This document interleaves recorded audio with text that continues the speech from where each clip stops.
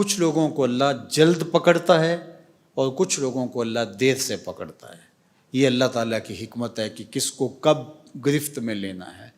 لیکن جو کلمہ پڑھ کے مسلمان ہو کے حضور علیہ السلام کی غلامی کا دعویٰ کرنے کے باوجود دین سے انحراف کرتے ہیں، پھر ان کو دنیا کے اوپر سخت سزا دی جاتی ہے۔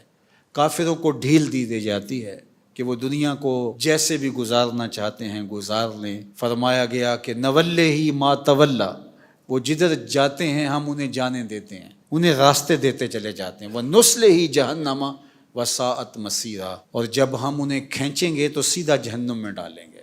وہ کبھی آپ نے دیکھا ہوگا جب مچھلی پکڑنے کے لیے کانٹا لگاتے ہیں تو مچھلی ڈور سے لگتی ہے تو شکاری ڈور کو ڈھیلا چھوڑ دیتا ہے اور مچھلی خوش ہو جاتی ہے کہ مجھے لقمہ تر مل گیا ہے، لیکن جب شکاری مطمئن ہو جاتا ہے کہ اس نے کانٹا نگل لیا ہوگا، پھر وہ پورے جھٹکے سے اس ڈور کو کھینچتا ہے اور جبڑے بھی اس کے چیر دیے جاتے ہیں اور وہ تڑپتی ہوئی پانی سے باہر اپنے اس لقمے پر ماتم کر رہی ہوتی ہے۔ تو کسی نے اس کو یوں نظم کیا تھا کہ مچھلی نے ڈھیل پائی، لقمے پہ شاد ہے، صیاد مطمئن ہے کہ کانٹا نگل گئی۔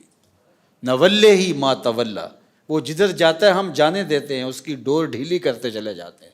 وہ نسلے ہی جہنم وساعت مسیرا، لیکن جب کھینچیں گے تو کھینچ کے سیدھا جہنم میں ڈال دیں گے۔ تو اللہ تعالیٰ کا یہ ضابطہ ہے کہ وہ قوموں کے انفرادی جرم جو ہیں، ایک شخص کا ذاتی جرم ہے تو وہ اس کے ساتھ جڑا ہے، اس نے آخرت میں اس کا خمیازہ بھگتنا ہے، لیکن اجتماعی جرموں کی سزا ان کو دنیا پہ دی جاتی ہے۔